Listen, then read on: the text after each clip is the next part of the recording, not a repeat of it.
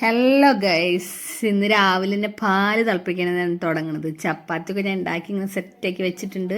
പിന്നെ പിള്ളേർക്ക് കുടിക്കാനായിട്ട് തുളസിയുടെ വെള്ളം സെറ്റാക്കുന്നുണ്ട് കേട്ടോ. അത് നല്ല കഫം കേട്ടോ. പിന്നെ ഇത് തക്കാളി, സബോള, പച്ചമുളക് ഇതൊക്കെ അരിഞ്ഞിട്ടുണ്ട്. ഒരു 5-6 മുട്ട എടുത്ത് വെച്ചിട്ടുണ്ട്. ഒരു ചെറിയൊരു ചപ്പാത്തി റോള് സെറ്റാക്കാനുള്ള പരിപാടി കേട്ടോ.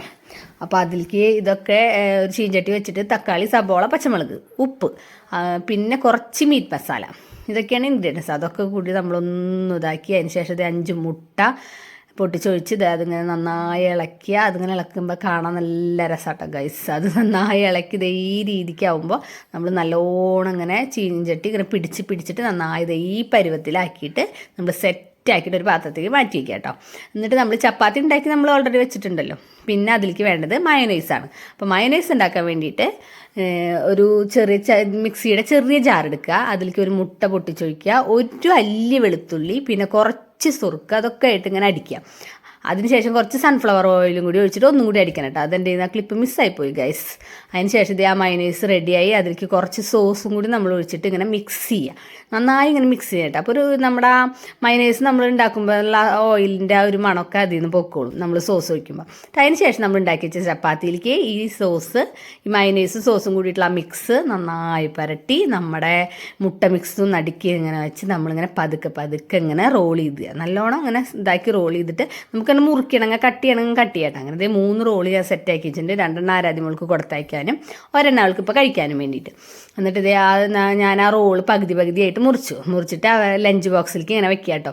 ലഞ്ച് ബോക്സിലേക്ക് ഇങ്ങനെ ആക്കി വെച്ച് കൊടുത്തു കഴിഞ്ഞാൽ മൂപ്പരാൾക്ക് ഭയങ്കര ഇഷ്ടമാണ്. മൂപ്പരയുടെ കലോത്സവമാണ്. അപ്പോൾ അവൾക്ക് വെറൈറ്റി വേണമെന്ന് പറഞ്ഞപ്പോൾ ആക്കിയത്. പിന്നെ അതിന് ശേഷം അമ്മയ്ക്ക് അങ്ങനെ ഉണ്ടാക്കി ഇതുപോലെ കൊടുത്തു. അപ്പോൾ അമ്മയ്ക്ക് അപ്പം തന്നെ ചൂടോടെ കൊടുത്താൽ നല്ല ലഞ്ച് അമ്മ കൊടുത്തു. അങ്ങനെ ആരാധ്യയുടെ ഫുഡ് കഴിക്കലും ലഞ്ച് കൊണ്ടുപോലും സ്നാക്സ് പോലെ കൊണ്ടുപോലും ഒക്കെ കഴിഞ്ഞത് അവൾ പോയി. അതിന് ശേഷം ഞാൻ നോക്കുമ്പോൾ നല്ലൊരു മഴ പെയ്യുന്നുണ്ട്. അപ്പോൾ ഞാൻ പുറത്തൊക്കെ ഒന്ന് വന്നിട്ട് കുറച്ച് നേരം ഇങ്ങനെ നിൽക്കുക. അത് കഴിഞ്ഞ് കുറച്ച് തുണികളൊക്കെ മടക്കിയൊക്കെ ഉണ്ടായിരുന്നു. ഓരോരുത്തരെ ഇങ്ങനെ വേർതിരിച്ച് മടക്കി ഞാൻ സോഫയമ്മ വെച്ചിട്ട് അവിടെ നിന്ന് കുറച്ച് കഴിഞ്ഞിട്ട് ഞാൻ റൂമിൽ കൊണ്ട് ഓരോരുത്തരെ പാത്രത്തിലേക്ക് മാറ്റി വയ്ക്കൂട്ടാ. അത് കഴിഞ്ഞാൽ വരുമ്പോഴേക്കും അടുക്കളയിൽ കറിയൊക്കെ റെഡി ആയിക്കൊണ്ടിരിക്കുക.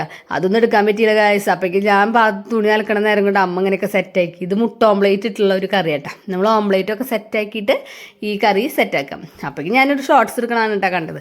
അത് കഴിഞ്ഞ് ഞങ്ങളുടെ ഭക്ഷണമൊക്കെ കഴിഞ്ഞ് കഴിയുമ്പോഴേക്കും ഇതേ പ്രേക്ഷേട്ടൻ എത്തി. പ്രേക്ഷേട്ടൻ വരുമ്പോൾ ഞങ്ങൾക്ക് കുറച്ച് പഴംപൊരിയും ബജ്ജിയൊക്കെ കൊണ്ടിട്ടാണ് കേട്ടോ വരുന്നത്. അപ്പോൾ ആദ്യം പഴംപൊരി എടുത്തത് കാണിച്ചു ഗൈസ്. അതിന് ശേഷം ആ നേരത്ത് കുറച്ച് നേരം കൂടി കഴിഞ്ഞ് വിളക്ക് വയ്ക്കണമായിരുന്നു. അപ്പോൾ ഞങ്ങൾ വിളക്ക് വെച്ച് കഴിഞ്ഞിട്ട് കുടിക്കാമെന്ന് വിചാരിച്ചു. അപ്പോഴേക്കും അമ്മ വിളക്കൊക്കെ ഓടുന്നു വെച്ച് സാമീനൊക്കെ തൊഴിലാട്ടെ. നമ്മൾ ഉള്ളിലും വിളക്ക് വെക്കും. അത് കഴിഞ്ഞ് നിലവിളക്ക് പുറത്ത് കൊടുന്ന് വെക്കും ചെയ്യും. ഉള്ളിൽ നെയ്വിളക്കും വെക്കും. പിന്നെ സരസ്വതി അങ്ങനെ അവിടെ വിളക്ക് വെക്കും. അത് കഴിഞ്ഞ് പുറത്തും കൊണ്ടു വെക്കും. ഇതിപ്പോൾ പ്രേക്ഷേട്ടൻ കൊണ്ടുവന്ന സാധനങ്ങളൊക്കെ ആയിട്ട്. അപ്പോഴേക്കും അമ്മതേക്ക് നല്ല ചൂട് കട്ടൻ ചായ ഉണ്ടാക്കി കൊടുന്ന് നിന്നിട്ടാ. അപ്പോൾ ആ ബജ്ജിയുടെ കൂടെ ഇത് ചമ്മന്തി ഉണ്ടായിരുന്നു കേട്ടോ. അപ്പോൾ ഞങ്ങളിങ്ങനെ കുടിക്കാൻ നേരത്തെ പേട ഞാൻ വീഡിയോ എടുക്കുന്നുണ്ടിട്ട് ചൂടുള്ള ചായ കറിയുടെ വേണ്ട പറഞ്ഞിട്ട് ചിരിക്കുന്നുണ്ട് കേട്ടോ. അങ്ങനെ ഒക്കെ കഴിഞ്ഞ് പ്രേക്ഷേട്ടൻ ഓടും കുറച്ച് നേരം ഓടും. അത് ടൈമൊന്നുമില്ല. പ്രേട്ടൻ വരണേനനുസരിച്ച് വേണ്ട ചെയ്യുക. കഴിഞ്ഞിട്ട് അതൊക്കെ കഴിഞ്ഞിട്ട് നാരങ്ങ വെള്ളം കഴിക്കുക കേട്ടോ. അമ്മ സെറ്റേക്ക് തുറന്നു കൊടുക്കണത്. അപ്പോഴേക്കും അത് കഴിഞ്ഞിട്ട് ഞങ്ങൾക്ക് പറപ്പൂർക്ക് പോയിട്ട് രാത്രിയായില്ല. അപ്പോൾ ഉണ്ണിട്ടുണ്ടല്ലോ. അപ്പോൾ നൈറ്റ് അവിടെ താറാവ് വാങ്ങിച്ചിട്ടുണ്ട്, കറി വെച്ചിട്ടുണ്ട്, വരുന്നുണ്ടോ എന്നൊക്കെ ചോദിച്ചിട്ടുണ്ടായിരുന്നു. അപ്പോൾ ഞങ്ങൾ ഇന്ന് രാത്രി ഫുള്ള് നിൽക്കാൻ പറ്റുന്നല്ലോ ഗൈസ്. അപ്പോൾ ഒരു നേരം രാത്രി അങ്ങോട്ട് പോവാം അനിയുള്ളപ്പോൾ. അനിയൻ്റെ വൈഫിനും ജോലിയുണ്ട്. അപ്പോൾ അനിയൻ്റെ വൈഫ് മലപ്പുറത്താണ് അവളുടെ വീട്. അപ്പോൾ അവിടെയാണ് ഗവൺമെൻറ് ജോലിയാണ്. അപ്പോൾ അവൾക്ക് ഈ ലീവ് കിട്ടുമ്പോഴേ വരാൻ പറ്റില്ല. ഇങ്ങോട്ട് ട്രാൻസ്ഫർ ആയിട്ടില്ല. അപ്പോൾ ഞാൻ വരുമ്പോഴേക്കൊക്കെ നേരം വൈകി ഗൈസ്. അവരെ ഫുഡൊക്കെ കഴിഞ്ഞത് അമ്മൂസൊക്കെ പാത്രം കഴിക്കുകയാണെങ്കിൽ ഞങ്ങളിതൊക്കെ മാറ്റി വെച്ചിട്ടുണ്ട് കേട്ടോ. അതേ കൂന്തൽ ഫ്രൈ ഉണ്ട്, ഡക്ക് കറി ഉണ്ട്. അപ്പം ഞങ്ങൾ വേഗം കഴിക്കുക കേട്ടോ. അപ്പം അച്ഛൻ പറയാം നേരത്തിനൊക്കെ വരണം എന്ന് പറയാനുണ്ട് അച്ഛൻ. അപ്പം ഞങ്ങളിത് കഴിച്ചുകൊണ്ടിരിക്കുമ്പോൾ അച്ഛൻ്റെ കമൻ്റാണ് മോനെ കേൾക്കണത്. അത് കഴിഞ്ഞിട്ട് ഇവരെ ഒരു ഫോൺ റീലും പിടിച്ചിട്ട് എല്ലാവരും ഇങ്ങനെ ഒരടുപ്പും കല്ലും ഇരിക്കണ പോലെ ഇരിക്കുന്നുണ്ട് കേട്ടോ. അത് കഴിഞ്ഞിട്ട് ചാച്ചുവിൻ്റെ പ്രസനങ്ങളുണ്ടേ കാണുന്നത്. ചാച്ചുവിനെ പിടിച്ച് ഉമ്മൂത്ത. ചാച്ചു ഞങ്ങളുടെ വീട്ടിൽ ഏറ്റവും താഴെയുള്ള മോനാണ്. അപ്പോൾ എല്ലാവരും അതിന് ഉമ്മത്ത്. പിന്നെ അതിനെ ഇടയ്ക്കല്ലേ കാണണല്ലോ. അപ്പോൾ അതുകൊണ്ടുള്ള സ്നേഹം കേട്ടോ. അപ്പോൾ വാ എൻ്റെ അടുത്തേക്ക് വാന്ന് പറയുമ്പോൾ വേണ്ട കേട്ടോ. പിന്നെ അളിയനെ അമ്മൂസൊക്കെ ഇങ്ങനെ സംസാരിക്കുന്നുണ്ട് കേട്ടോ. ഇവിടെ കിടക്കുകയാണ്. അമ്മ എല്ലാതും കഴിഞ്ഞിട്ട് അവിടെ ഇരിക്കുന്നുണ്ട്. അത് കഴിഞ്ഞിട്ട് ആരാധ്യമോളെ മടിയിൽ വെച്ചിട്ട് ഇങ്ങനെ ഇരിക്കുക കേട്ടോ. അതൊക്കെ കഴിഞ്ഞിട്ട് ഞങ്ങൾ അവിടെ നിന്ന് ഇറങ്ങാറായിട്ടോ. പ്രേക്ഷേട്ടന് നാളെ പുലർച്ചെ ഓട്ടത്തിന് പോകണ്ടല്ലോ. അപ്പോൾ രാത്രി അവിടെ നിന്ന്